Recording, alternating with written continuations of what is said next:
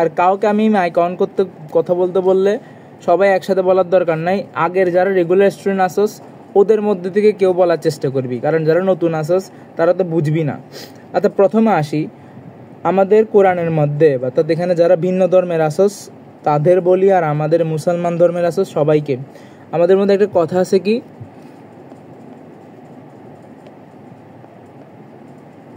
আমার স্ক্রিন তো দেখা যাচ্ছে, আমি যা দেখতেছি স্ক্রিন দেখা যাচ্ছে না ভাইয়া, সাউন্ড আসতেছে না, বা স্ক্রিন চলে গেছে, এই সব কথা বলার দরকার নেই। কেন, আমার সামনে আমি আরেকটা ডিভাইস সামনে রেখে ক্লাস নিচ্ছি। প্রত্যেক জীব বা মানুষকে, প্রত্যেক জীবকে মৃত্যুর স্বাদ গ্রহণ করতে হবে। এটা হচ্ছে কোরআন মাজিদের একটা আয়াত, হুবহু হয় নাই, কারণ আমি তো দেখে দেখে বলতেছি না, যার মূল ভাব হচ্ছে প্রত্যেক জীব, প্রত্যেক প্রাণীকে তার মৃত্যুর স্বাদ গ্রহণ করতে হবে। এখন তাহলে আমাদের এখন শুরুতেই প্রশ্ন চলে আসে, যদি ভাই মৃত্যুর স্বাদ যদি গ্রহণ করতে হয়, একটা মানুষ জন্ম নিল, সে মৃত্যুবরণ করলো, তাহলে পৃথিবীতে মানুষ আস্তে আস্তে আস্তে আস্তে কমে যাওয়ার কথা ছিল, কিন্তু পৃথিবীতে তো মানুষ বাড়তেছে দিন দিন। পৃথিবীতে মানুষ কখনো থামতেছে না, মানুষ বাড়তেছে। আগে ছিল হয় 2 কোটি, এখন সেটা এসে দাঁড়াইছে 8 কোটি, 9 কোটি, 7 কোটি। আমি মনে হয় এখন পর্যন্ত জানি 60 কোটি প্লাস পৃথিবীতে মানুষ আছে। তো এইটার পেছনে দায়ী হচ্ছে কি, এটার পেছনে দায়ী হচ্ছে প্রজনন। এই যে একটা মানুষ জন্ম থেকে মৃত্যু পর্যন্ত মৃত্যু বরণ করলো, কিন্তু সে তার বংশধর, মানে আমাদের মা বাবাদের দাদা ধরতে পারো, আমাদের দাদা দাদি, তারা মৃত্যুর আগে আমাদের মা বাবার জন্ম হয়েছে, তো এই যে তার বংশধর পৃথিবীতে রেখে গেছে, এই যে রেখে যাওয়ার একটা প্রসেস আছে, এই প্রসেসটাকে বলা হয় প্রজনন। কি বললাম? প্রজনন বলতে কি বুঝাইছে তাইলে? জীব যে প্রক্রিয়ায় তার বংশধর সৃষ্টি করে তাকেই বলা হয় প্রজনন। তাহলে আমি প্রজননের সংজ্ঞাটা সুন্দর করে লিখি, আর সবাই নোট করার চেষ্টা করবি, যেহেতু এখানে কেউ কোনো মেসেজ দেওয়ার কোনো অপশন নাই। জাস্ট মোবাইলটা সামনে রাখ, খাতাটা নে, আমার কথা শুনবি, এবার লেখা শুরু করবি। প্রজনন কি? যে প্রক্রিয়ায় জীব তার বংশধর সৃষ্টি করে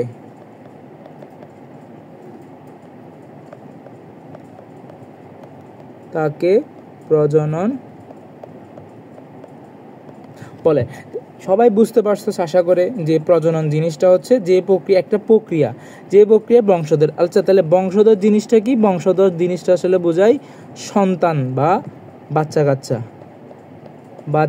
বা আমরা যেটা জানি সন্তান, এগুলোকে আমরা বলতেছি বংশধর। এখন প্রশ্ন হলো যে ভাইয়া, তাহলে যে বললেন প্রক্রিয়াতে, আপনি কথা বললেন একটা যে প্রক্রিয়া, এই প্রক্রিয়া তো বিভিন্ন প্রকার হইতে পারে। প্রক্রিয়া সম্পর্কে আমাদের জানতে হবে যে আসলে প্রক্রিয়াগুলো কী রকম। তো আমাদের বর্তমান পৃথিবীতে, বা আমরা যদি শুরু থেকে দেখি, পুরা প্রজননের প্রসেসটাকে আমরা 2টা ভাগে ভাগ করি। আমরা কয়টা ভাগে ভাগ করি? 2টা ভাগে। তাহলে আমি এখানে লিখি, সেটা হচ্ছে প্রক্রিয়া। এই প্রক্রিয়াটা কি?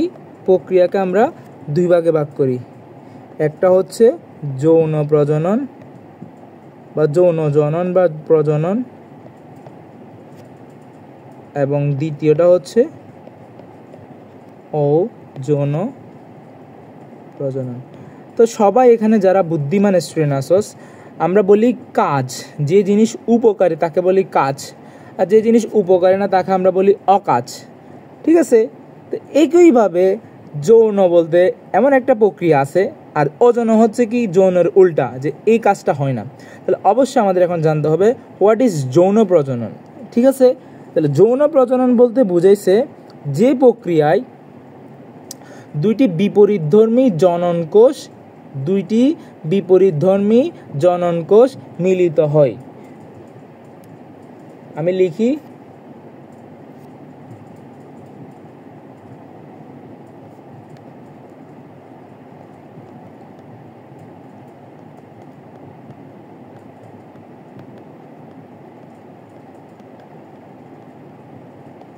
জনন কোষের।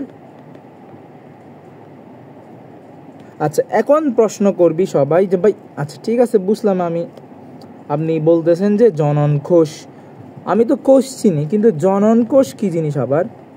তাহলে সবাই এখন প্রশ্ন করবি, প্রথমত প্রশ্ন করছিস কি প্রজনন কাকে বলে? আমি আনসার দিলাম, প্রজনন বলতে বুঝেছে এমন একটা প্রসেস যে প্রসেসে একটা মানুষ পৃথিবীতে তার বাচ্চা কাচ্চা বা বংশধর রেখে যায়।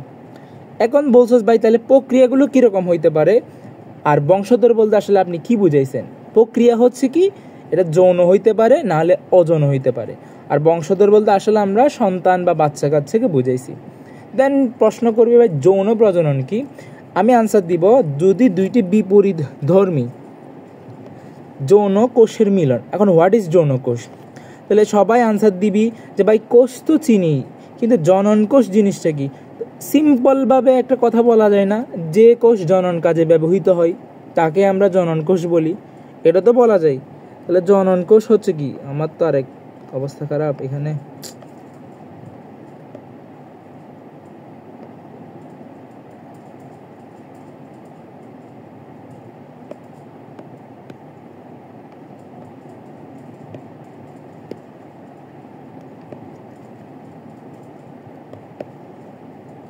এখন জনন কোষ কি? জনন কোষ হইতে পারে, তাহলে জনন কোষ সংজ্ঞাটা কি? যে কোষের মাধ্যমে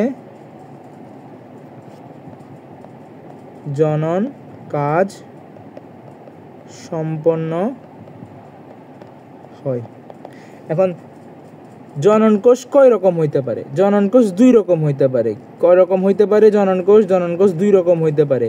একটা হচ্ছে, আমরা যেহেতু পৃথিবীতে আমরা আছি দুই প্রকার, একটা হচ্ছে পুরুষ এবং আর একটা হচ্ছে স্ত্রী। তাহলে পুং, একটা হচ্ছে স্ত্রী। পুং জনন কোষকে আমরা বলি শুক্রাণু, আর স্ত্রী জনন কোষ থেকে আমরা বলি ডিম্বাণু।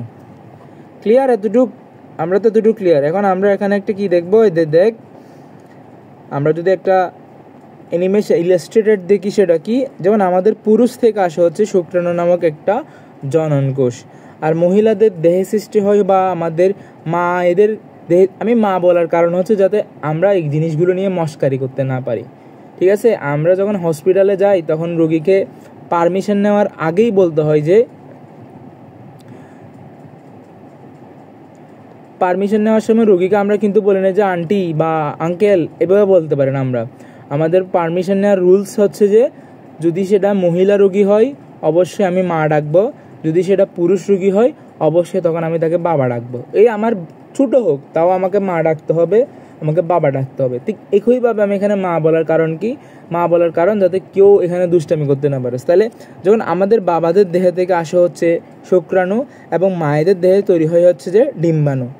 তো শুক্রাণু যখন ডিম্বাণুর কাছে যায় তখন মিলনের ফলে জাইগোট সৃষ্টি হয়। এই জাইগোট একটা দিন শেষে হয় কি, একটা কোষের পিণ্ড। এটা আমরা হচ্ছে অনেকবার বলছি যারা ক্লাস করছে রেগুলার, যে ভ্রূণ শব্দটা অনেকবার বলছি। এটা হচ্ছে এমব্রায়ো। এই এমব্রায়ো থেকে একদিন আমরাই সৃষ্টি হয়েছি, আমরা একটা অনেক বড় মানুষের আস্তে আস্তে বড় হয়েছি। তাহলে এই যে এটাকে আমরা বলতেছি যৌন জনন। যৌন জনন বলতে কি বোঝায়? তাহলে শুক্রাণু এবং ডিম্বাণুর মিলন, এর ফলে কি তৈরি হয়? এর ফলে হচ্ছে আসলে জাইগোট সৃষ্টি হয়। তাহলে আসবে আমাদের জাইগোট সৃষ্টি হওয়ার পরে। এখন সবাই আনসার দিতে পারবি যে অজনকরণ কাকে বলে। তাহলে দুবার বলবি হচ্ছে কি, যে জনন প্রক্রিয়ায় জনন কোষের কোনো মিলন ঘটে না তাকে আমরা কি বলি? অযৌন প্রজনন বা অযৌন জনন বলি। তাহলে এটাতে লিখবো জনন কোষের মিলন ঘটে না। তাহলে প্রশ্ন হলো, যদি জনন কোষের মিলনই না ঘটে এসব ফরানোর দরকার কি ছিল আমাকে? এটা যদি তো পৃথিবীতে নাও থাকার কথা, কিন্তু না, এটা পৃথিবীতে আছে। যৌন জনন ঘটবে আমাদের মতো মানুষদের, আমাদের মতো উচ্চতর জীবের ক্ষেত্রে, যারা হচ্ছে কি হয়ে গেছে, ডেভেলপ হয়ে গেছে, মানে অনেক বেশি উন্নত হয়েছে। কিন্তু যারা অনুন্নত জীব, যেমন ব্যাকটেরিয়া, তারপর হচ্ছে শৈবাল, ছত্রাক, এগুলো হচ্ছে অনুন্নত। আর যৌন জনন ঘটবে কোথায়? আমি এখানে পাশে লিখছি উন্নত উদ্ভিদে, উন্নত জীবে, উন্নত জীবে। আর নিম্ন শ্রেণীর জীবে। আচ্ছা, তুমি রেকর্ডটা এখন অফ করিও না, আমি যদি অন করিও না, আমি যদি বলি তাহলে অন করি, কারণ অনেকেই এখানে এটার উপর কোনো করবে। নিম্ন শ্রেণীর জীবে। দেন এখন হচ্ছে তাইলে ভাইয়া এটা কি সব সময় এরকম থাকে যে কখনো কি উন্নত জীবে অজন ঘটতে পারে না, কখনো কি নিম্ন জীবে জন ঘটতে পারে না? তো আমরা একটা কথা বলি না যে exception is not the example. পৃথিবীতে অনেক কিছু এক্সেপশন থাকে, এটাকে আমরা কখনো চাইলে এক্সাম্পল বলতে পারবো না। দেন আমরা এখন চলে আসবো হচ্ছে জনজনন বললাম, অজনজনন বললাম। এখন প্রশ্ন হলো যে যদি এই যে আমাদের দেহে যেমন পুরুষের দেহে শুক্রাণু উৎপন্ন হয়, স্ত্রীর দেহে ডিম্বাণু উৎপন্ন হয়, কিন্তু এমন যদি হয় যে না একটি দেহে শুক্রাণু এবং ডিম্বাণু দুইটাই উৎপন্ন হয়, তখন আমরা তাকে বলি একসাথে থাকা বা একসাথে বাস করা। একসাথে থাকা আমরা বলি কি সহ, বাস করার জন্য বলছে সহবাসী। আর যখন হচ্ছে ভিন্ন দেহে তৈরি হবে তখন আমরা তাকে বলি ভিন্নবাসী। আচ্ছা, শুক্রাণুকে ইংরেজিতে বলা হয় স্পার্ম, ডিম্বাণুকে ইংরেজিতে বলা হয় এগ।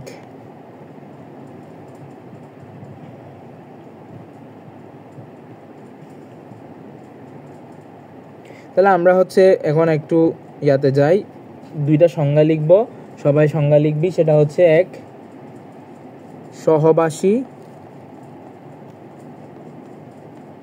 বা মনো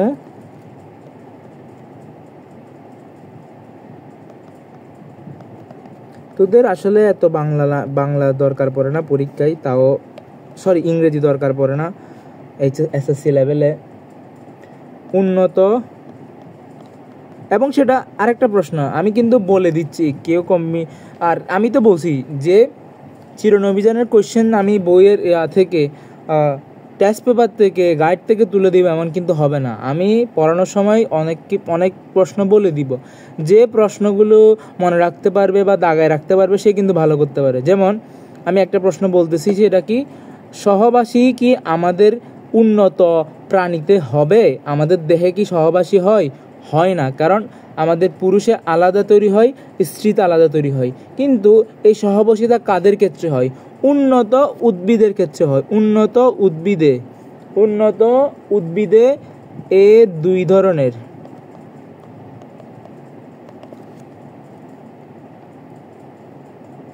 জনন কোষ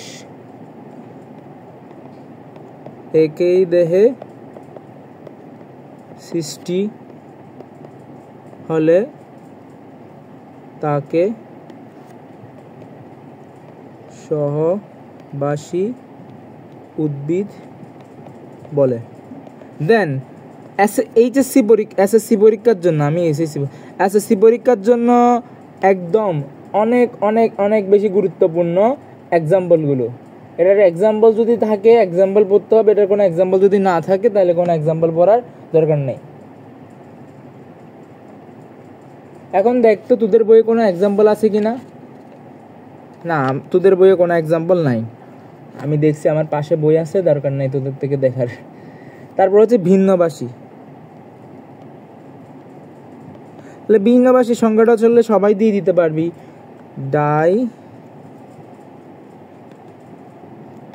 ডাই শব্দের অর্থ এখানে কি বুঝাইছে? দুই বুঝাইছে। তাহলে আমরা লিখব। এখন প্রশ্ন, কোথায় সৃষ্টি হবে? এটার আসলে কোনো স্পেসিফিক, কারণ আমরা তো বলে দিছি উন্নত উদ্ভিদ বলে দিছি, উন্নত উদ্ভিদ হচ্ছে সহবাসী। তাহলে এটার ক্ষেত্রে স্পেসিফিকলি আমরা কোনো জায়গা বলতে পারবো, জাস্ট আমরা সংজ্ঞাটাই বলে দিব যে উদ্ভিদে দুই ধরনের জনন কোষ, দুইটি ভিন্ন দেহে সৃষ্টি হয়, তাকে ভিন্নবাসী উদ্ভিদ বলে। আমার লেখায় তো ভালো না, ঠিক আছে। এখন এখন আসি হচ্ছে আমরা দেখলাম 26 জন থেকে 21 জন হয়ে গেছে। এখন আমি একটু জিজ্ঞেস করি, আমি চ্যাট একটু অন করব, সবাইতে জিজ্ঞেস করব হচ্ছে কি এতটুকু পর্যন্ত কেউ বুঝছস কিনা বল। আর যারা নতুন আসছস তারা আসলে আজকের ক্লাসটা করে কোনো মজা পাবি না, কারণ এই অধ্যায়টা হচ্ছে টাইপের, মুখস্থ টাইপের। সবচেয়ে বেশি মজার চ্যাপ্টার ছিল কোনটা? আমার মনে হয় সবচেয়ে বেশি মজার চ্যাপ্টার হচ্ছে, সবচেয়ে মজার চ্যাপ্টার কোনটা বলতে আমি দেখি ইয়েস 4 নাম্বার। 12 নাম্বার তো শুরু করি নাই। 12 নাম্বারও সবচেয়ে বেশি মজার, কারণ ওইখানে হচ্ছে কেমনে তোরা যে আমার মা যদি আমার রক্ত পজিটিভ হয় তাহলে আমার বাবার রক্ত কি মায়ের রক্ত কি হইতে পারে, বা একটা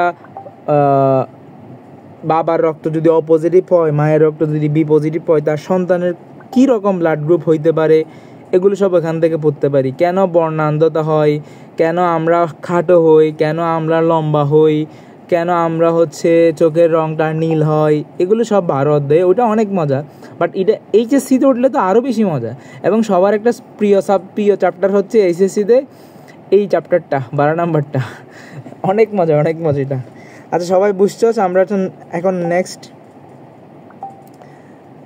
ওকে আমরা এখন মেসেজ অন করে যাই ওখানে। এখন আমরা আসবো, আচ্ছা মেসেজটা অন রাখি কারণ এখন তোদের আনসার আমার থেকে দরকার, কারণ এই অধ্যায়টা পড়াই ফেলছি বলতে কোষ বিভাজন কিন্তু পড়াই ফেলছি। এখন আমরা কোষ বিভাজনের রিক্যাপ করব। কোষ বিভাজনের আমি কিন্তু সুন্দর করে কোষ বিভাজন পড়ানোর সময় বলছি। এখন আসো আমাকে দেখি উত্তর দেয় যে কোষ বিভাজনের, তাহলে ওজনের জন্য এখানে লিখছি আমি, এখান থেকে এটা সুন্দর করে সবাই নোট পাই যাবি গ্রুপে, বাট এটা হচ্ছে সিক্রেট গ্রুপের জন্য আর কি। যারা সিক্রেট গ্রুপে নেয় তারা কষ্ট করে এখান থেকে নোটটা আবার লিখে নিবি ক্লাস শেষ করে। পিন্নবাসী, আচ্ছা ফার্স্ট ক্লাস তাই দিয়ে দিব, সমস্যা নেই। এখন আসি প্রজননের সত্য, মূল সত্য। যদি আমি বলি উচ্চ শ্রেণীর উদ্ভিদে জননকোষ সৃষ্টির সত্য, কোষ সৃষ্টির পূর্ব সত্য আমরা জানি এই পৃথিবীতে 2 রকম, যদি দেহকোষ হিসাব করি বা ক্রোমোজোম সংখ্যার উপর ডিপেন্ড করি তাহলে কিন্তু 2 রকম উদ্ভিদ পাইতে পারি বা 2 রকম জীব পাইতে পারি। একটা হচ্ছে কি, যাদের হচ্ছে হ্যাপ্লয়েড সংখ্যক ক্রোমোজোম আছে, আর যাদের হচ্ছে ডিপ্লয়েড সংখ্যক ক্রোমোজোম আছে।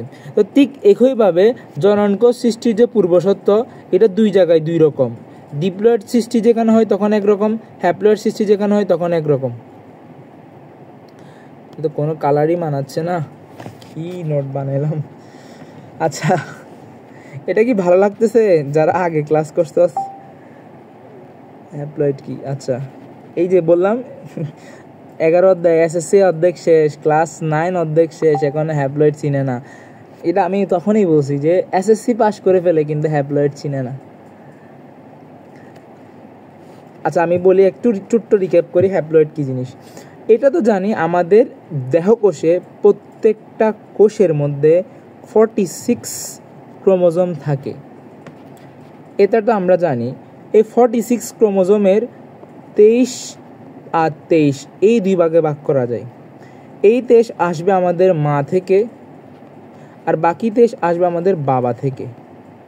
এবং এগুলো একই রকম, মানে আমরা বলি না পৃথিবীতে ত্রিভুজ যদি বলি আমি, এই ত্রিভুজ ইন্ডিয়াতে গেলেও ত্রিভুজ, বাংলাদেশে আসলেও ত্রিভুজ। ঠিক একইভাবে আমাদের হিউম্যান বডিতে যে 46টা ক্রোমোজোম আছে, অন্য কোনো যদি মেসেজ দিতে চাস ভাই আমি কিন্তু মেসেজ অপশন ডিলিট করে দিব, আর নাইলে আমি বের করে দিব। আমি পড়াচ্ছি রিলেটেড কোশ্চেন করতে পারস। আমাদের যে 46টা ক্রোমোজোম আছে, এই 46টা ক্রোমোজোমের আকৃতি অর্থাৎ গঠন বাইর থেকে দেখতে তোর দেহের 46টার আমার দেহের 46টা যদি আমি বাইরে থেকে দেখি হুবহু একই রকম, কিন্তু পার্থক্য হচ্ছে তার ভেতরে। মানে 2টা বই বান্ডিল করছি, বাইন্ড করছি একই রকমভাবে। আমরা বাইন্ড করি না স্কুল থেকে যখন বই দেয়, তখন স্কুল থেকে বই দেওয়ার পর এগুলো কিন্তু আমরা বাইন্ড করি। বাইন্ড করার সময় বাইন্ড বলতে আসলে কি, উপরে পর্দা টর্দা লাগাই আর কি, এটাকে একটু মানুষ করি, কাপড় চুপড় পরাই। তো বাইরে থেকে দেখতে গিয়ে বলতে পারবে কোনটা বিশ্ব পরিচয় বই, কোনটা ধর্ম বই, দুইটাই তো সেম সাইজেরই বই, কিন্তু যখন ভেতরের দিকে যাব খুলবো তখন বুঝতে পারবো। তো একই কারণে যে 23 জোড়া ক্রোমোজোম যেগুলো আছে, এই 23 আর এই 23 হুবহু একই রকম, পার্থক্য শুধু তাদের ভেতরের মধ্যে। বা এত জটিলতা যাইতে না চাস, তখন বলবো হচ্ছে এই যে 46টা ক্রোমোজোমের যে 23 জোড়া মা থেকে আসে, 23 জোড়া বাবা থেকে আসে, 23 জোড়া ক্রোমোজোমকে বলা হয় হ্যাপ্লয়েড। আর যদি 23 মিলে ডাবল হয়ে যায় তখন বলা হয় ডিপ্লয়েড। ডিতে ডাবল, ডিতে ডাপ্লয়েড। হ্যাপ্লয়েড বললে আনসার কি দিবি? হ্যাপ্লয়েড বললে আনসার দিবি মানব দেহের ক্ষেত্রে 23টি ক্রোমোজোমকে হ্যাপ্লয়েড সংখ্যক ক্রোমোজোম বলে। ডিপ্লয়েড বলতে কি বোঝায়? 2 সেট ক্রোমোজোম। 2 সেট বলতে কি, এক সেটে 23টা করে। এখন আশা করি হ্যাপ্লয়েড আর ডিপ্লয়েড বুঝতে পারছস।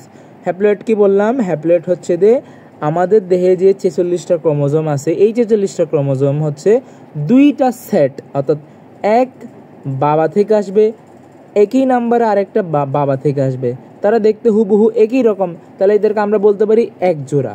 এরকম 23 জোড়া ক্রোমোজোম। 23 জোড়ার মধ্যে প্রত্যেকটা একটা বাবা থেকে আসে, একটা মা থেকে আসে। ধর এটা 1 নাম্বার ক্রোমোজোম, দেখতে এরকম, এটা আসবে বাবা থেকে, এটা আসবে মা থেকে।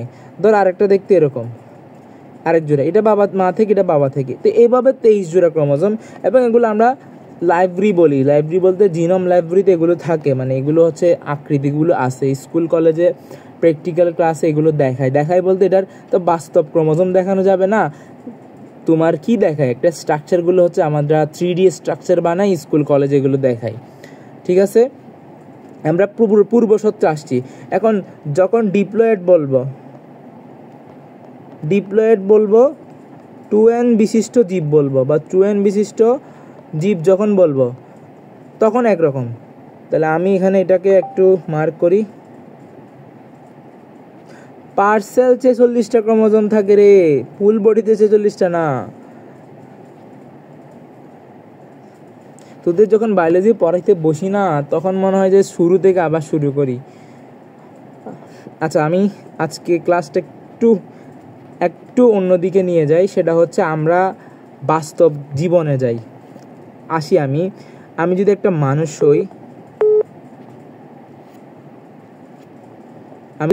হই, কল আসতেছে কেন? আমি মানুষ, এত ভালো ছবি আঁকতে পারি না।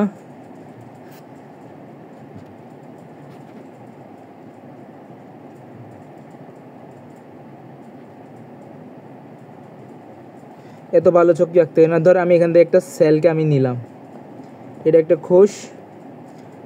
কোষকে নিলাম। এই কোষের মধ্যে কি আছে? এই কোষের মধ্যে এখানে একটা নিউক্লিয়াস আছে, এখানে রাইবোজোম আছে, এখানে হচ্ছে যে গলগি বডি, এন্ডোপ্লাজমিক রেটিকুলাম, অনেক কিছু আছে।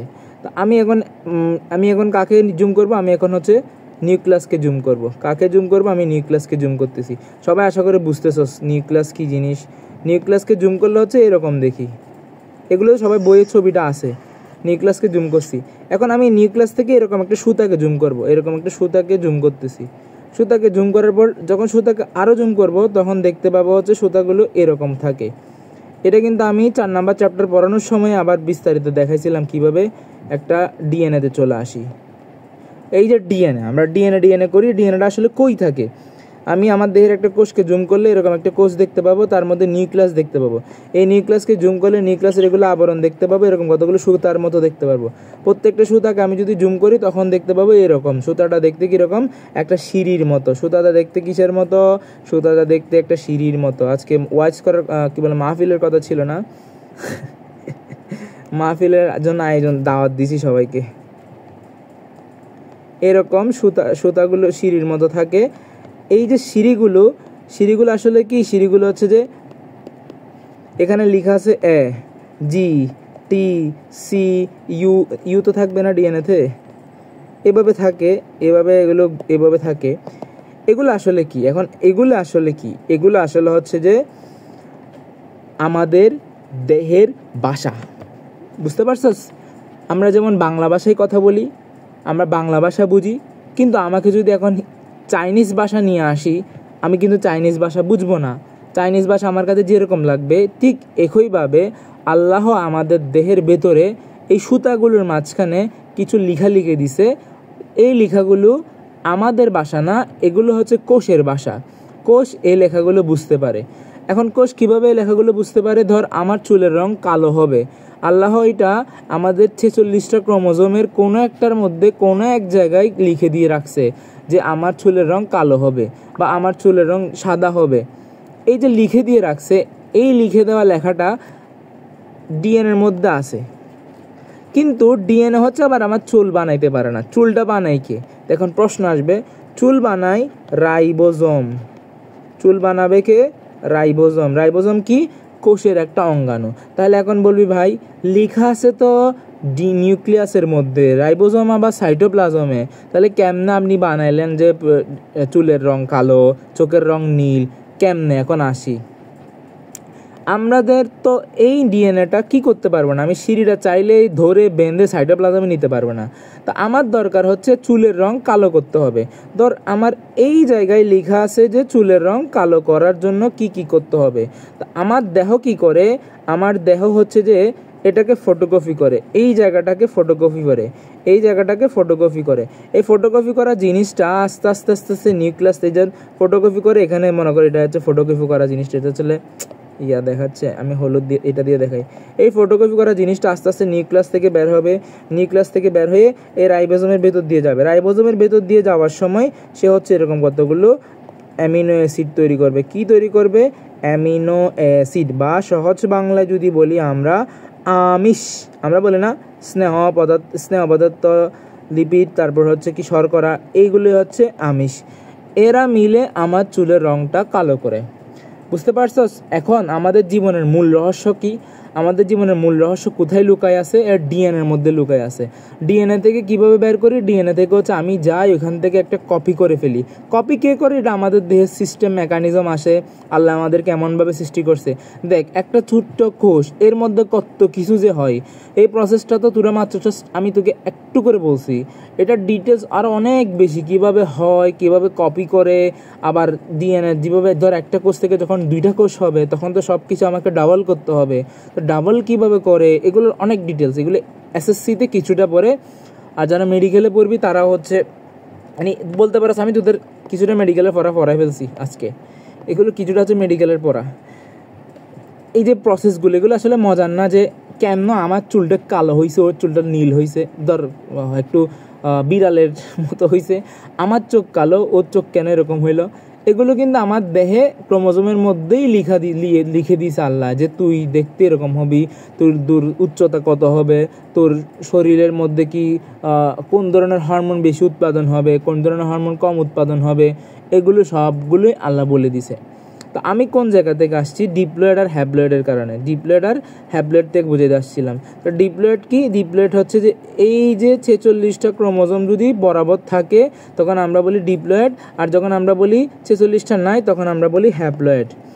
এখন প্রশ্ন করবি যে ভাইয়া ঠিক আছে আমি বুঝলাম, আপনি না কিছুক্ষণ আগে বলছেন আমার দেহে যা ক্রোমোজোম থাকবে সেটা তো আল্লাহ দিচ্ছে, ঠিক আছে, এটা তার মা বাবা থেকে আসে। তো মা বাবা থেকে আসার কারণে তো তাহলে একই রকম হওয়ার কথা। কেমন? আমার বাবার চুলের রং যা হওয়ার কথা ছিল আমারও তো সেম হওয়ার কথা ছিল, কারণ আমার ক্রোমোজোমটা তো আমার বাবা থেকে পাইছি, আমার উচ্চতাটা তো আমার বাবার মতো হওয়ার ছিল। কিন্তু না, এই যে 46টা ক্রোমোজোমের মধ্যে অর্ধেক আসছে মায়ের থেকে, অর্ধেক আসছে বাবা থেকে, তাহলে মিশ্রণ হইল না। ঠিক এই কারণে কিছু বৈশিষ্ট্য মায়ের পাই, কিছু বৈশিষ্ট্য বাবার পাই। জেনেটিক থেকে ডিফারেন্ট বলতে ওই যে বললাম তো যে অর্ধেক পাই মা থেকে, অর্ধেক বাবা থেকে। এই কারণে আমরা দেখবো হচ্ছে কিছুটা মায়ের মতো, কিছুটা বাবার মতো। যেমন আমার ক্ষেত্রে যদি বলি, আমি বাবার মতো লম্বা কিন্তু মায়ের মতো মোটা। মানে আমার নানার গোষ্ঠীতে বা মামার গোষ্ঠীতে সবাই মোটা, আবার আমার বাবার গোষ্ঠীতে আমার বাবা লম্বা। তো আমি ওই দুইটা একসাথে পাইছি। আমার ভাইয়ের ক্ষেত্রে তো ও লম্বা বাটে তো মোটা না, ও চিকনায় আছে, আর আমার তো পড়াশোনায় করতে করতে বাইরে খেলাধুলা তো হয় না, যার কারণে মোটা হয়ে গেছি আর কি। ক্লাস 5 থেকে পড়াশোনা করতে করতে খেলাধুলার প্রতি, আর খেলাধুলা করতে ইচ্ছে করে কিন্তু পারতাম না। কেন? তোরা অনেকে আসস টিউশনি করাস, তখন স্কুলে সকাল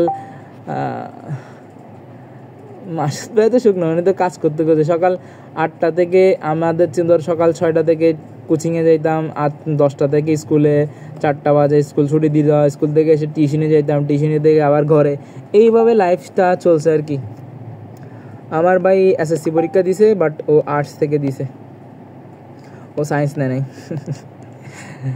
সায়েন্স থেকে বাঁচিয়ে গেছে। তাহলে আমরা হচ্ছে এখন কোথায় আসি, আমরা পড়ার মধ্যে আসি জননক সৃষ্টির পূর্বসত্য। এখন যদি ডিপ্লয়েড হয়, এই যে বললাম ডিপ্লয়েড, আমার মায়ের দেহ ডিপ্লয়েড, কিন্তু আমরা বলতেছি আমি মায়ের থেকে সবগুলো পাবো না, আমি মায়ের থেকে পাবো মাত্র 23টা। আমার বাবার দেহ ডিপ্লয়েড, কিন্তু আমি বললাম আমি বাবার থেকে সবগুলো পাবো না, আমি পাবো 23টা। তাহলে কথাটা কি বোঝাই?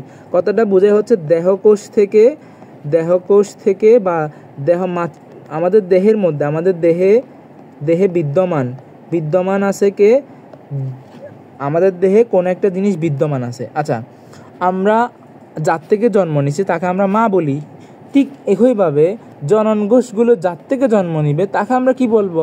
জননের মা কোষ বা জনন মাতৃকোষ। তাহলে এটা কই থাকবে? আমি তো বলতেছি আমি মায়ের থেকে জন্মগ্রহণ করছি, ঠিক একইভাবে জনন কোষটা তো মা একটা কোষ থেকে জন্ম নেবে, এই জন্য এটাকে জনন মাতৃকোষ বলি। এটা কোথায় থাকবে? এটা কি হাওয়ায় থাকবে, না বাতাসে থাকবে, না পানিতে থাকবে? এটা তো মানুষের দেহে থাকবে। এটা দেহে বিদ্যমান জনন মাতৃকোষ। এটা কত এন বিশিষ্ট? এটাও 2n বিশিষ্ট। কারণ এটা আমার দেহে বিদ্যমান।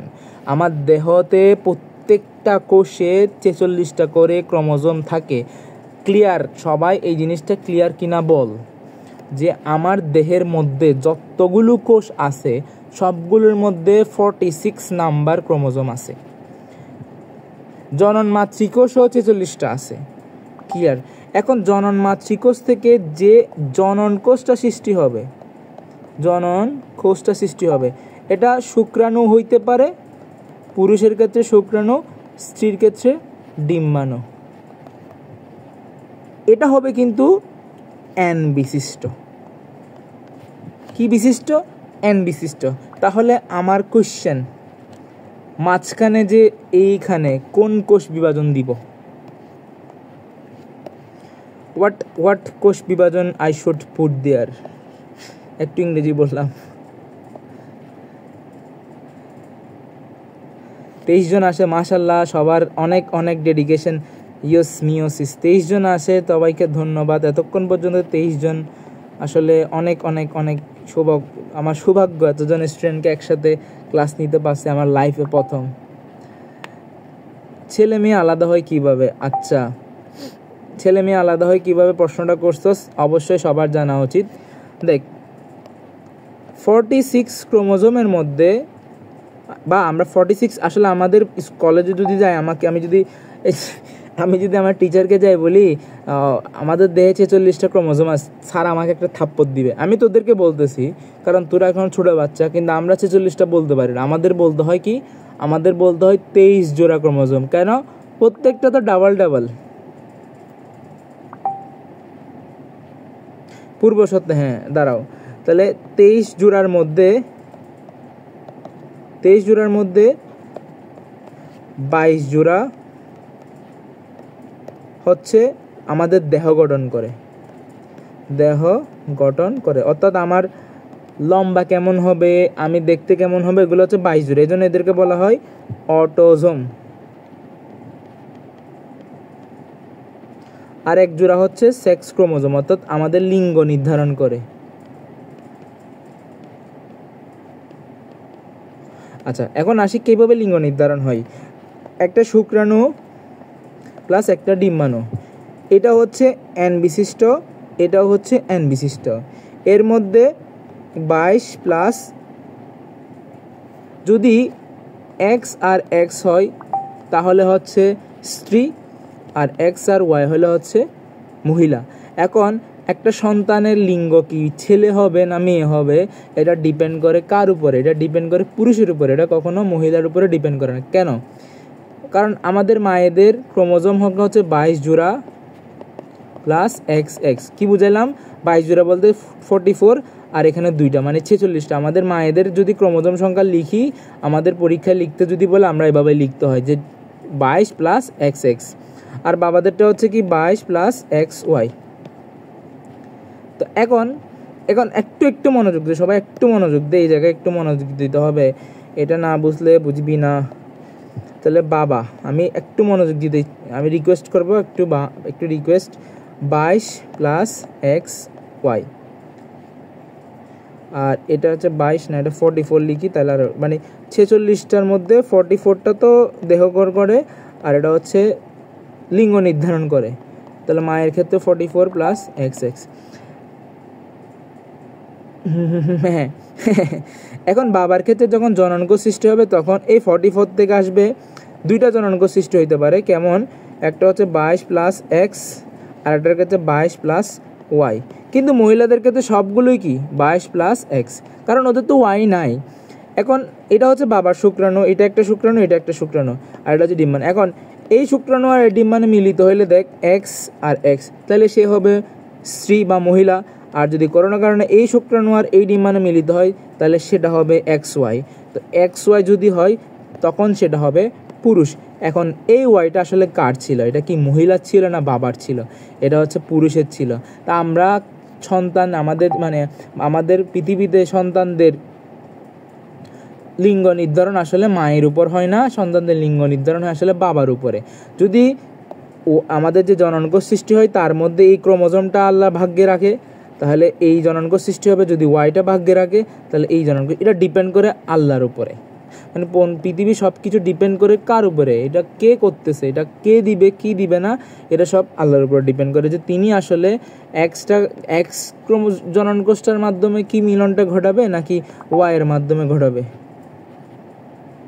থার্ড জেন্ডার হচ্ছে যে এটা ধরো জেনেটিক্যালি ধরো 44 আছে প্লাস এক্স এক্স এক্স হইতে পারে, 44 আছে প্লাস এক্স ওয়াই এক্স।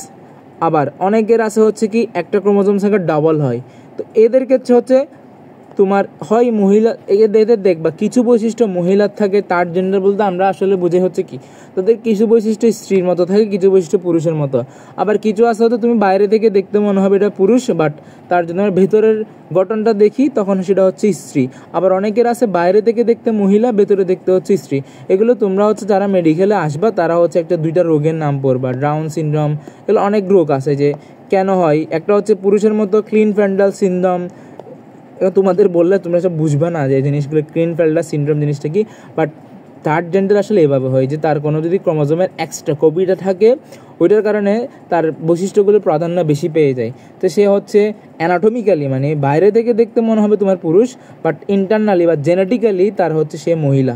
আচ্ছা, আমরা 23 জোড়া ক্রোমোজোমের মধ্যে পাইলাম কি, আমি একটু রিপিট করে দিয়ে জায়গাটা, 22 জোড়া হচ্ছে আমাদের দেহ গঠন করে, এদেরকে আমরা বলি অটোজোম, আর একগুলো হচ্ছে কি ক্রোমোজোম আমাদের লিঙ্গ নির্ধারণ করে, এটাকে বলে সেক্স ক্রোমোজোম। শেষ, আমরা এখানে না থাকি, আমরা হচ্ছে আমাদের পড়াই চলে যাই। আমাদের একটা কোশ্চেন ছিল, বলো। থার্ড জেন্ডার যে হয় এখানে কি বাবা মার কি কোনো দায়ী থাকে? এটা হচ্ছে সম্পূর্ণ প্রকৃতির উপরে, বাবা মার দায়ী নাই। এগুলো হচ্ছে আল্লাহর তাআলার মানে প্রকৃতি, কার ভাগ্যে কখন কি হয় প্রকৃতির উপর ডিপেন্ড করে। যেমন আমি আরেকটা কথা বলি, কি যেন এখনই মনে পড়ছে এই কথাটা, আমরা যে টুইন বেবি দেখি না, টুইন বেবিটা আসলে কেমন হয়? টুইন বেবি দুই রকম দেখবি, একটা হচ্ছে কীরকম দেখতে হুবহু একদম হুবহু কীরকম, তাদের ক্ষেত্রে একরকমভাবে আল্লাহ সৃষ্টিটা করে। আর যারা দেখবি টুইন বেবি কিন্তু দেখতে হুবহু একরকম না। দেখ, যদি একটা জাইগোট সৃষ্টি হয়েছিল, এখন কোনো কারণে যদি এমন হয় এই জাইগোটটা এরকম মাঝখানে ভাগ হয়ে গেছে, তখন সে দুইটা জাইগোটে পরিণত হবে। এদের ক্ষেত্রে হচ্ছে কি সেম জাইগোট মানে আমরা তো একটা জাইগোট থেকে আসি, আমরা একটা মানুষ হয়েছে কি একটা জাইগোট থেকে। তো এই জাইগোটটা যখন ডাবল হয়ে যাবে তখন এরা দেখতে হুবহু একরকম হবে, কারণ একই জাইগোট থেকে আসতেছে। আবার এমন যদি হয় ধর নর্মালি জাইগোট সৃষ্টি হওয়ার কথা কয়টা? একটা। তো কিন্তু যদি মহিলাদের, আমাদের তো শুক্রাণু একসাথে একটা তৈরি হয় না, প্রায় লক্ষাধিক শুক্রাণু তৈরি হয়। স্ত্রী দেহে ডিম্বাণু শুধু একটা তৈরি হয় না, অনেকগুলো ডিম্বাণু একসাথে তৈরি হইতেই পারে। তখন যদি ডাবল জাইগোট তৈরি হয়, তো ডাবল ফার্টিলাইজেশন বা দুইবার, মানে দুইটা শুক্রাণু এসে দুইটা ডিম্বাণুকে যদি ফার্টিলাইজ করতে পারে, তাহলে এটা থেকে একটা বাচ্চা হবে, এটা থেকে একটা বাচ্চা হবে। তখন দুইটা দুই রকম হবে, এটা মেয়ে হইতে পারে, এটা ছেলে হইতে পারে, মানে দুইটা হয় একই লিঙ্গ হইতে পারে, আবার দুইটা ভিন্ন লিঙ্গ হইতে পারে, দুইটা দেখতে পুরোপূর্ণ ভিন্ন হইতে পারে। একটা হচ্ছে এটা হচ্ছে টুইন বেবির একটা প্রসেস আর কি, যে যদি একটা জাইগোট কোনো কারণে বিভাজিত হয়ে দুইটা হয়ে যায়, তখন বাচ্চাগুলো দেখতে হুবহু একই রকম হবে, তাদের লিঙ্গ একই হবে, তাদের লম্বা খাটো সব কিছু একই হবে। আর যদি কখনো দুইটা জাইগোট সৃষ্টি হয়, তখন যে বাচ্চাগুলো হবে তখন তাদের লিঙ্গ আলাদা হইতে পারে, তারা দেখতে আলাদা হবে, তাদের ভয়েস, তাদের চুল, নাক, কান সব আলাদা হবে। ঠিক আছে, আমাদের যে শুক্রাণু সৃষ্টি হইলো, এই শুক্রাণুটা মিলনের ফলে আমাদের যে জননকোষ সৃষ্টি হয়েছে, শুক্রাণু বা ডিম্বাণু, এই দুইটা যখন এন বিশিষ্ট, তাহলে আমরা লিখি এখানে শুক্রাণু এন প্লাস ডিম্বাণু এন। এই দুইটার ফলে যে জাইগোটটা সৃষ্টি হবে সেটা 2n। তাহলে দেখ, আমরা অর্ধেক বৈশিষ্ট্য বাবা থেকে পেলাম, অর্ধেক বৈশিষ্ট্য মা থেকে পেলাম। এটার কারণে আসলে কি হয়? এটার কারণে আসলে বৈচিত্র্য সৃষ্টি হয়। আমরা কিন্তু দ্বিতীয় অর্ধে যখন পড়ছিলাম তখন দেখছিলাম না বৈচিত্র্য কীভাবে সৃষ্টি হয়। একটা ছোটো একটা ব্যাঙ থেকে হঠাৎ করে বড় একটা ব্যাঙ হয়ে গেছে। এই যে বৈচিত্র্য সৃষ্টি হওয়া, যেমন আমার বাবা ছিল লম্বা, আমার মা ছিল মোটা, এখন আমি মোটা লম্বা দুইটাই হলাম। এভাবে আস্তে আস্তে পৃথিবীতে কী সৃষ্টি হচ্ছে? বৈচিত্র্য সৃষ্টি হচ্ছে। তাহলে মিওসিস বিভাজন প্রক্রিয়া যদি আমি একটা গুরুত্ব বলতে বলি, সেটা বলবে কি? বৈচিত্র্য সৃষ্টি হয়, পৃথিবীতে টিকে থাকার ক্ষমতা বৃদ্ধি পায়।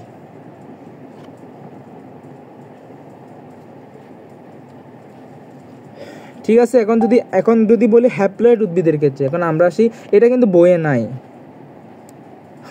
12 চ্যাপ্টার হাফ ডান, আসলে হাফ ডান এগুলো মজার, বায়োলজির এই পার্টটা মজার। তোমার কি বলে 12 নাম্বার চ্যাপ্টার যেটা আছে সেটা। আর বায়োলজি সবচেয়ে বেশি মজার চ্যাপ্টার হচ্ছে কোনটা? তুমি চতুর্থ তো উদ্ভিদ বিজ্ঞান তো মজাই। এটা মজা বলতে উদ্ভিদ বিজ্ঞান থেকে তো এখন আমরা আসলে প্রাণী বিজ্ঞান, আমাদের বই এত পড়া, তোদের কেন যে জানি না, তোদের আসলে শর্ট সিলেবাসে প্রাণী বিজ্ঞানকে কেন অবহেলা করছে এটা জানি না। তোদের প্রাণী বিজ্ঞানকে অবহেলা করছে, মানে অবহেলা করছে। আমাদের হৃৎপিণ্ড বাদ দিছে, ফুসফুস বাদ দিছে, শ্বসনতন্ত্র বাদ দিছে, বৃক্ক বাদ দিছে, এগুলো সব বাদ দিছে। মজা তো ভাই এখানে প্রথম কথা, সবচেয়ে মজার অধ্যায় যেটা, সেটাই বাদ দিছে, সেটা হচ্ছে 10ম অধ্যায়। অধ্যায়টা বড়, কিন্তু কিভাবে আমি দেখতেছি, কিভাবে আমি হঠাৎ করে বমি করতেছি। আচ্ছা, গাড়িতে বমি করে দিই, এটা কার কার অভ্যাস আছে? অভ্যাস না থাকলে বা এটা কেন হয় কেউ কি জানোস? এই যে জানোস না, বা কেন আসলে বমি করি গাড়িতে, নর্মাল গাড়িতে, যদি আমি তোর কোনো কারণে চোখ বন্ধ করে গাড়িতে চালাই, তাহলে কিন্তু বমিটা কখনো কম আসে। কেন কম আসবে? কিভাবে আমি মেসিকে যে বড় করছে গ্রোথ হরমোন দিয়ে, এগুলো কেন করছে? এগুলো কি জিনিস? থাইরয়েড, এই যে কি জানো ওর নাম, ও আসছিল কিছুদিন আগে, থাইরয়েড পরীক্ষা করেছিল ওর। এই থাইরয়েড পরীক্ষাগুলো কেন করানো হয়? এগুলোর কি দায়িত্ব? এগুলো কিন্তু মজার চ্যাপ্টার ছিল। হচ্ছে যেমন আমি যদি আমার চোখের সামনে একটা আঙ্গুল নিয়ে যাই, আমি নিজে চোখটা অফ করে ফেলবো। তো এটা বুঝলাম কিভাবে? আমার চোখের সামনে একটা আমি আঙ্গুল নিয়ে যাওয়ার সাথে সাথে আমি কখনো জীবনে চাইলেই চোখটা অন রাখতে পারবো না। আমার ইচ্ছে হচ্ছে না আমার সামনে একটা মানুষ আঙ্গুল নিয়ে আসবে, আমি চোখ খুলে রাখবো, এটা পসিবল না। এটা কেন হয়? এটা কি কারণ হয়? এগুলো সবগুলো মজা কিন্তু ওই জায়গায়, এটাই আমাদের রাখছে কোনগুলো? ওই লাস্টের চ্যাপ্টার গিয়ে খাদ্য শৃঙ্খল, এগুলো হচ্ছে আসলে বুঝি না আমি কেন তোদের এই চ্যাপ্টারগুলোকে অবহেলা করছে। সমস্যা নাই, এগুলো আমাদেরকে মানে যে বন্ধটা থাকবে এটাতে কভার করে দিলে এসএসসির পর পড়তে, আবার এসএসসিতে যা পড়তেছস সেম পড়া, আমি অর্ধেক পড়া আজকে পড়াইছি না, এগুলো এইচএসসির পড়াই। এসএসসিতে যা পড়স এগুলো এইচএসসিরই পড়াই, এইচএসসিতে কি আবার পড়তে হবে, তো ওখানে সমস্যা নাই, অবশ্যই পড়াই দিব। তবে আগে এসএসসির যেগুলো পড়তো সেগুলো ভালো করে পড়। আগে তো আমাকে প্লাস লাগবে এইচএসসিতে যাওয়ার জন্য। ঠিক আছে, আমরা হচ্ছে কোনটা পড়ছি? যদি ডিপ্লয়েড বা 2n বিশিষ্ট জীবের ক্ষেত্রে হয়। এখন আমরা যদি হ্যাপ্লয়েড বলি, হ্যাপ্লয়েড জীবের ক্ষেত্রে, এটা আমি তখনও লিখেছি। ওদের দেহকোষ কি? ওদের দেহকোষ হ্যাপ্লয়েড বলার দেহকোষ n। এখন দেহকোষ থেকে যদি আমি জনন কোষ সৃষ্টি করি, জনন কোষকে আমি আর অর্ধেক করতে পারবো। এন বলে শব্দ আছে পৃথিবীতে, হাফ এন বলে কোনো কিছু হয় না। এন বলতে আসলে আমরা সেট বুঝাইছি, যে এক সেট। তো হাফ সেট বলে পৃথিবীতে কোনো কিছু, হাফ সেট ক্রোমোজোম কখনো হওয়া পসিবল না। ডাবল সেট হইতে পারে, ট্রিপল সেট হইতে পারে, ফোর্থ সেট, তো 2nই হবে। তো এখন জনন কোষ থেকে তো এন থেকে আমি হাফ এন করতে পারবো না, আমি এন থেকে এনই রাখতে পারবো। এই জন্য বলে এখানে কোন বিভাজন দিব, মাইটোসিস আর মিওসিস। এখানে আমরা দিব মাইটোসিস। দেন ওদের দেহ জনন কোষ যেটা সৃষ্টি হলো, এখান থেকে যে সৃষ্টি হবে জাইগোট, সেটা কিন্তু 2n হবে। কেন, এখন কেউ আমাকে বলতে পারবি? ওদের জনন কোষ তো n বিশিষ্ট, তো ওদের শুক্রাণু যখন ডিম্বাণুর সাথে মিলিত হবে তখন n প্লাস n, তো ডবল হয়ে জাইগোট তো হওয়া 2n হবে। আবার এখন প্রশ্ন হলো যে ভাই, ওর দেহ কোষ ছিল n, আপনি জাইগোট একটা বানিয়ে দিয়েছেন 2n। আমি তো জানি যে জাইগোট থেকে একটা দেহ তৈরি হয়, তাহলে কি হইল এটা, যে তার দেহকোষ ছিল n, তার বাচ্চার দেহকোষ আবার 2n হয়ে যাচ্ছে? তাহলে তো ওগুলো তো মানাচ্ছে না কথাটা, যে ও তো বৈচিত্র্য বিশিষ্ট হয়ে যাবে, এমন বৈচিত্র্য সৃষ্টি হবে যে ওকে চিনাই যাবে না। যেমন ওই যে ব্যাঙের কথাটা, এটা হঠাৎ করে n থেকে 2n হয়ে যাওয়ার কারণে সে হচ্ছে ছোটো একটা ব্যাঙ ছিল, হঠাৎ করে বড় হয়। তো আমরা কি করব, এই জাইগোট একটা বিভাজন করব। জাইগোটও কেন বিভাজন করব, কি পড়াই লাগছে? হ্যাঁ, থার্ড চ্যাপ্টার তো শেষ, আবার রিভিশন শুরু করবো, সমস্যা নেই। আমরা হচ্ছে অক্টোবরের 1 তারিখ থেকে আমাদের সেকেন্ড ট্রাইমেস্টার শুরু করব। সেকেন্ড ট্রাইমেস্টার মানে তখন হবে হচ্ছে, আচ্ছা আমি একটু প্ল্যান, আমাদের 19 জন আছে তাদেরকে একটু বলি। আমাদের প্ল্যানটা হচ্ছে, প্রথমত আমরা এই তোদের শর্ট সিলেবাস 7টা চ্যাপ্টার শেষ করাবো। এরপর অক্টোবরে তো তোদের পরীক্ষা মানে সেপ্টেম্বরেই, অনেকেরই পরীক্ষা সেপ্টেম্বরে, তো পরীক্ষা শেষ করে আমরা অক্টোবরের দিকে আবার হচ্ছে রিভিশন শুরু করব, রিভিশন ক্লাস, একদম শুরু থেকে রিভিশন ক্লাস। দেন রিভিশন ক্লাস করাবো হচ্ছে অক্টোবর নভেম্বর, 2 মাস লাগবে না, 2 মাস বা 2 মাস এতদিন লাগবে না, 2 মাস ধর আমি 2 মাস পড়ালাম। এরপর ডিসেম্বর থেকে আমরা শুরু করব হচ্ছে কি, টেস্ট পেপার সলভ, যেটা বাংলাদেশে আজ পর্যন্ত কেউ করে নাই বলতে কেউ করে নাই। কি, এসএসসির বায়োলজির টেস্ট পেপার সলভ করবো, যে বায়োলজির টেস্ট পেপার। হ্যাঁ, physics chemistry test paper solve করস, কিন্তু বায়োলজি কেউ জীবনে করস না, কেউ কোশ্চেনগুলো সলভই করস না। 2 মাস যদি আমি বায়োলজির এমসিকিউ সলভ করাইতে থাকি, বুঝিস না তো 12 তো আছে। হ্যাঁ, এটার পর 11-এর পর 12 যাব, 12-এর পর হচ্ছে 13 এত গুরুত্বপূর্ণ কিছু না, এটা হচ্ছে বোঝানোর এত পড়া নাই, এটা খাদ্য সিঙ্গল। এই মাসে হচ্ছে 11-12 শেষ করব। নেক্সট মাসে হচ্ছে 13 আর 1 নাম্বার যেটা বাকি আছে ওটা করাবো। তাহলে আমাদের এইটা হচ্ছে কি মাস, আগস্ট মাস। আগস্ট সেপ্টেম্বরের মধ্যে আমাদের শর্ট সিলেবাস শেষ, ঠিক আছে? আগস্ট সেপ্টেম্বর আমাদের শর্ট সিলেবাস শেষ। অক্টোবর থেকে আমরা রিভিশনে যাব, আবার রিভিশন করব, শুরু থেকে আবার রিভিশন করব। রিভিশন করার পরে রিভিশন দিব যতক্ষণ না প্রয়োজন হয় ততক্ষণ। এরপর ডিসেম্বরে যখন আমার পরীক্ষা শেষ হয়ে যাবে, একদম পুরা দিনই থাকবে তোদের পেছনে। সেপ্টেম্বর 1 তারিখ থেকে পরীক্ষা দিবি, সমস্যা নেই, যতটুকু শেষ হয়েছে আর কি। ওগুলো আমাদের ইউটিউব চ্যানেলে আছে, 3 নাম্বার 4 নাম্বার আমাদের ইউটিউব চ্যানেলে আছে, এখান থেকে দেখে নিবা। আর ডিসেম্বরে যখন আমার পরীক্ষা শেষ হবে তখন আমার কোনো কলেজ নাই, কোনো টিউশন নাই, কিচ্ছু নাই, তখন সারাটা দিন তোদের পিছনে থাকবে। কিন্তু কথা হচ্ছে, যদি আমি তোদের রেসপন্স ভালো না পাই তাহলে আমি কী করবো, আমি গিয়ে বন্ধ কাটাবো। আমার ইচ্ছা তখন হচ্ছে তোদের এসএসসি অবশ্যই ফেব্রুয়ারির 1 তারিখ থেকে 2 তারিখ থেকে শুরু হবে, এটাই তো রুলস। আর পিছনে গেলে তো আল্লাহ দিলে বায়োলজিতে তোরা মাস্টার হয়ে যাবে, আমি দরকার হলে এইচএসসির পড়া শুরু করে দিব, তখন এইচএসসির পড়া শুরু করে দিব। কারণ হ্যাঁ,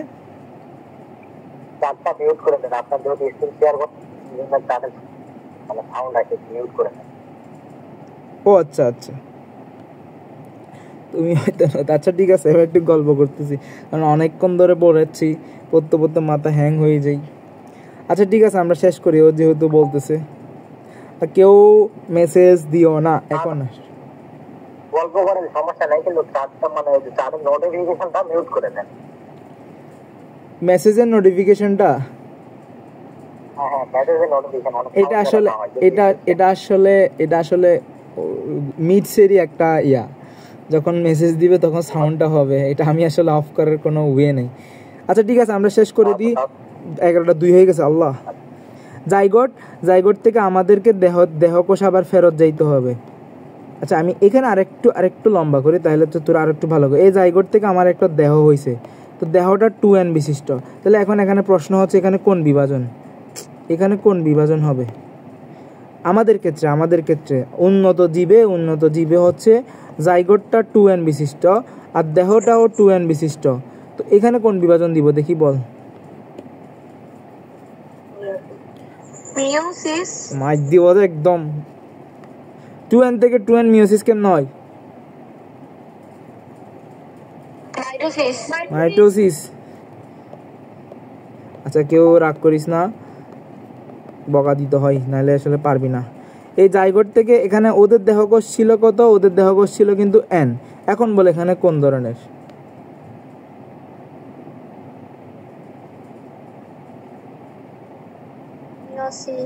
মিওসিস। বকা খাই 4 জন পালাই গেছে। ঠিক আছে এখন বল এই জিনিসটা ক্লিয়ার যে আমাদের দেহে মিওসিস কখন ঘটে, মাইটোসিস কখন ঘটে, আর হ্যাপ্লয়েড জীবের ক্ষেত্রে মিওসিস কখন ঘটে, মাইটোসিস কখন ঘটে। আমরা এখন লাস্ট যে পার্টটা সেটা হচ্ছে সেই পার্টটা আবার একটু রিপিট করেন। আচ্ছা আমাদের দেহে নরমালি দেহটা 2n বিশিষ্ট। তো আমরা যখন জননকোষ সৃষ্টি হয় তখন হচ্ছে হাফ n হয়ে যায়। তো হাফ n যেহেতু হয়েছে অর্থাৎ 2n থেকে n হয়ে যায়, তখন 2n থেকে n করতে গেলে আমাদের মিওসিস করতে হবে। এটা নর্মাল। হাফ করতে হলে মিওসিস করতে হবে, এটা হচ্ছে নর্মাল নিয়ম। সোজা বাংলায় হাফ হইলে মিওসিস, সেম থাকলে মাইটোসিস। তো জননকোষগুলো ছিল হচ্ছে n, দুইটা n মিলে সৃষ্টি হবে 2n। জাইগোটটা 2n। জাইগোট থেকে আমরা যে তোর একটা মানুষ হয়েছে আমাদের দেহ, ওটাও কিন্তু 2n। তাহলে দেখ জাইগোট 2n, দেহ 2n, মাঝখানে কোন বিভাজন করবো? মাইটোসিস। কিন্তু যারা একদম হ্যাপ্লয়েড বা যাদের দেহকোষ n বিশিষ্ট, তাদের জননকোষগুলো তো আমি চাইলে nকে আবার অর্ধেক n করতে পারবো না, কারণ পৃথিবীতে এটা সম্ভব না। তো তখন আমাকে মাইটোসিস করতে হবে, উপায় নেই। তো জননকোষ থেকে যখন আমরা দুইটা জননকোষ একসাথে করব, n মিলে 2n হয়ে যাবে। ওর জাইগোটটা 2n কিন্তু ওর দেহকোষটা কিন্তু n। এই জিনিসটার অর্থ হচ্ছে তাহলে আমাকে 2n থেকে n ফেরত যাইতে হবে। তো 2n থেকে n ফেরত গেতে হলে মিওসিস। সোজা হিসাব, হ্যাপ্লয়েড জীবে জননকোষ সৃষ্টির সময় মাইটোসিস ঘটে, ডিপ্লয়েড জীবে জননকোষ সৃষ্টির সময় মিওসিস ঘটে। শেষ আমাদের লাস্ট ওয়ান, সেটা হচ্ছে এটা যে এতক্ষণ তো বললাম যে যৌন জনন দুই রকম হইতে, দুই জীবে দুই রকম হয়, হ্যাপ্লয়েড একরকম, ডিপ্লয়েড একরকম। কিন্তু প্রশ্ন হলো অযৌন জনন কি? অযৌন মানে এখানে কোনো শুকনো ডিম্বাণু সৃষ্টি হবে না। তাহলে ভাই কীরকম হবে? আমাদের যে তারা মাছ চিনস, কেউ যারা কক্সবাজার গেছোস তারা হয়তো দেখতে কখনো না কখনো দেখছোস তারা মাছ জিনিসটা, বা হাইড্রা। আমি ওই দিন পড়াইছিলাম হাইড্রা শব্দটা। এই হাইড্রার কি হয়? এই হাইড্রার এই দেহকোষ, এটা একটা দেহের একটা পার্ট। এখানে ছোট্ট একটা মুকুল আসে। মুকুল মানে তো বুঝোস যে আমের ছোটো ছোটো মুকুল আসে না, ঠিক এগো একটা ছোট্ট একটা মুকুল আসে। এটা আস্তে আস্তে বড় হয়, বড় হইতে এক সময় গিয়ে এটা মূল দেহ থেকে আলাদা হয়ে যায়। এখন বলে এখানে কোনো কি মাইটোসিস, মিওসিস কোনো রকম বিভাজন হয়েছে? কোনো রকম কিন্তু বিভাজন হয় নাই। এটা জাস্ট কি দেহের একটা অংশ হঠাৎ করে আস্তে আস্তে বড় হয়ে আলাদা হয়ে গেছে। এখানে কোনো শুক্রাণু ডিম্বাণু সৃষ্টি হয় নাই, কোনো মিলনও হয় নাই, কোনো মাইটোসিস হয়েছে। এই ছোটো থেকে বড় হওয়া, তো আস্তে আস্তে বড় হওয়া মানে কি? কোষ তো বাড়ছে। কোষ বাড়া মানে তো এখানে মাইটোসিস, এটা আমরা জানি। কিন্তু এখানে কি কোনো শুক্রাণু ডিম্বাণু মিলন হয়েছে? হয় নাই। তো এটাকে বলা হয় আসলে অযৌন জনন। যেমন এটার ক্ষেত্রে ধর এখানে এটা কেটে গেল, তাহলে এই কাটা পার্টটা আবার তার যে এইটুকু অংশ কেটে গেছিল এটা সে রিনাও বা রিজেনারেশন করবে, আবার এই যে আলাদা করে কাটছিল এটা আর সম্পূর্ণ হয়ে যাবে। তাহলে দেখ আমার একটা ছিল, আমি কেটে দিলাম, এই কাটা অংশটা একটা পরিপূর্ণ হবে, এই আর একটু কাটা অংশ যেটা আছে এটা একটা পরিপূর্ণ হবে। এগুলোর ক্ষেত্রে ভাই কোনো কি শুক্রাণু ডিম্বাণু তৈরি হয়েছে? কোনো শুক্রাণু ডিম্বাণু তৈরি হয়নি। এখন আমি যদি সোজা একটা এক্সাম্পল দিই, ধর গাছের কলপ করে না, একটা গাছ কেটে ওই গাছ যদি রোপণ করি এবং ওইটা যদি পরিপূর্ণ একটা গাছে পরিণত হয়, এটা থেকে কোনো শুক্রাণু ডিম্বাণু সৃষ্টি হয়েছে? কোনো শুক্রাণু ডিম্বাণু সৃষ্টি হয় নাই। এটা সরাসরি একটা উদ্ভিদের অংশ থেকে পরিপূর্ণ একটা উদ্ভিদে পরিণত হয়েছে। তাহলে বল এটা একটা প্রজনন না? সে তো তার বংশ রেখে যাচ্ছে। একটা গাছকে কেটে দিলাম, কেটে রোপণ করলাম, বড় গাছটার একটা অংশ বা বড় গাছটার একটা অংশ বা বড় গাছটার একটা বাচ্চা সে তো পৃথিবীতে রেখে যাচ্ছে, এটা তো একটা প্রজননের প্রক্রিয়া। কিন্তু এখানে তো কোনো জনন কোষ বা শুক্রাণু ডিম্বাণু এগুলো সৃষ্টি হয় নাই। তাহলে এগুলো সৃষ্টি না হয় এটাকে আমরা কি বলবো? এটাকে আমরা অযৌন বলবো। ক্লিয়ার? অযৌন জিনিসটা কারো কাছে সমস্যা থাকলে বলতে পারো। এখন প্রশ্ন যে ভাইয়া অযৌন জনন তো তাহলে সহজ, অযৌন জনন তো চাইলে ভাই সহজ, এখানে কোনো কষ্ট নাই, এখানে কোনো শ্রম নাই, কিন্তু পৃথিবীতে বৈচিত্র্য সৃষ্টি করার জন্য অবশ্যই যৌন জনন ঘটাইতে হবে। এই জন্য যৌন জনন জটিল, শ্রমসাধ্য এবং সময় সাপেক্ষ হইলেও পৃথিবীতে কিন্তু আজীবন টিকে আছে কি যৌন। তাহলে বলি ভাই অযৌন কি নাই? অযৌন আছে, কিন্তু এটা কম আর এটার হার বেশি, অর্থাৎ এটা একসময় অনেকগুলো পারে। তো নর্মালি আমরা বলছি ধরো আগে ডাইনোসর পৃথিবীতে বাঁচতে পারে নাই কেন? ডাইনোসর পৃথিবীতে বাঁচতে পারে নাই কেন? কারণ হচ্ছে ওরা পৃথিবীর পরিবেশের সাথে খাপ খাইতে পারে নাই। তো ওরা খাপ খাইতে পারে নাই, এটা ওদের দোষ। কিন্তু ডাইনোসরের যুগে যে তেলাপোকা, ওই তেলাপোকা কিন্তু এখন আমাদের পৃথিবীতে বিদ্যমান। দুটোটা সেম এইজের, ডাইনোসর যখন থেকে তেলাপোকাও তখন থেকে। তেলাপোকা পৃথিবীর পরিবেশের সাথে খাপ খাওয়াই থাকতে পারছে, কিন্তু ডাইনোসর পারে নাই। তো আমাদের যদি এরকম হইতো যে আমাদের দেহে বৈচিত্র্য না আসতো, আমরা যদি হুবহু দেখতে হুবহু মায়ের মতো হইতে থাকতাম সারা জীবন, তাহলে হচ্ছে আমাদের দেহে বৈচিত্র্য আসতো না, আমরা হচ্ছে পরিবেশে টিকে থাকতে পারতাম না। এগুলো বিবর্তনের কথা, এগুলো অনেক ভিতরের কথা। তো এই যৌন জননের ক্ষেত্রে বৈচিত্র্য সৃষ্টি হয়, তাই আমরা পৃথিবীতে ঠিক আছি, কিন্তু অযৌনের জন্য বৈচিত্র্য কম সৃষ্টি হয়। তাহলে প্রশ্ন করি ভাই এটার দরকার কি পড়ছে? এটার দরকার পড়ে হচ্ছে যারা ব্যাকটেরিয়া ভাইরাস আছে ওরা হচ্ছে মিনিটে প্রায় 1000টা বানাইতে পারে এই অযৌন জননের কারণে।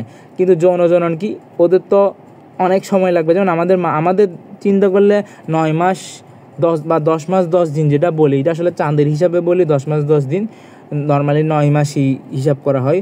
তো অনেক সময় লাগে এবং অনেক জটিল, অনেক কষ্টের। কিন্তু ব্যাকটেরিয়া 1 মিনিটে 30টা, 2 মিনিটে 60টা, আবার একটা থেকে 30টা হইলো, এই 30টা আবার প্রত্যেকটা আবার 1টা থেকে 30টা করে। মানে বুঝতে পারতেছো, প্রথমে 1টা থেকে 30 হয়েছে, 30টা প্রত্যেকে আবার নিজেরাই আবার 30টা তৈরি করতেছে, সেকেন্ডে হাজার তৈরি করতে পারে। এই কারণে কিছু শক্তিশালী না, তারা হচ্ছে বুদ্ধিমান, একসাথে অনেকগুলো করে ফেলে। তো বলে যে আমি 2 জন মারা গেলেও কি হয়েছে, আমার তারা 30-40 জন বাঁচি আছে, আমার টেনশন নাই। কিন্তু আমাদের মা বাবার কীরকম, একটা বাচ্চা যদি মারা যায় তারা কি কান্না করতে বা তারা ডিপ্রেশনে চলে যায়, এটা একটা সমস্যা।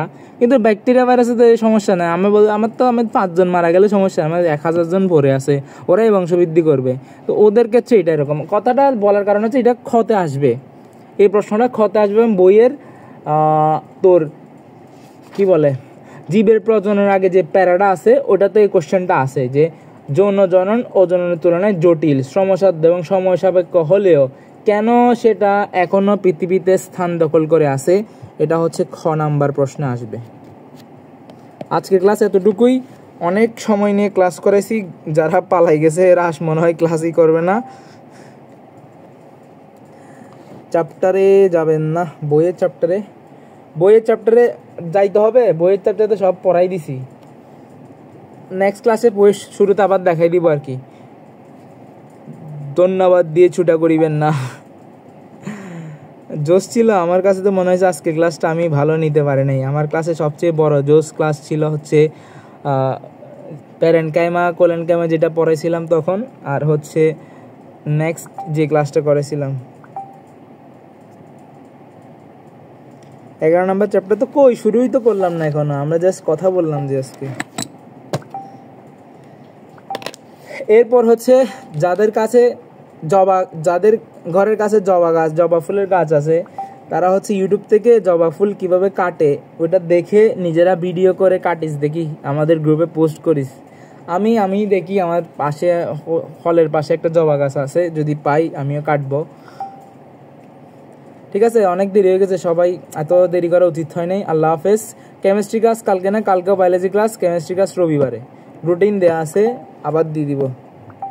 ইউটিউব চ্যানেল হচ্ছে যে বায়োলজিক উইথ ফাহিম, আর ক্লাস রেকর্ডটা এখন আপলোড দিয়ে গ্রুপে দিয়ে দিব, তখন চ্যানেলটা আপনি খুঁজে পাবে। সবাই ভালো থাকবা, কালকে আবার দেখা হবে। এবং রিকোয়েস্ট করব সবাই সবার বন্ধুদেরকে সবগুলো ফ্রি। আমি বলতেছি আমার ক্লাস কখনো বেসিক ক্লাস কখনো পেইড না। সবাই সবার বন্ধুদেরকে জানাবা, ততটুকুই। আল্লাহ হাফেজ সবাইকে। ওয়ালাইকুম আসসালাম।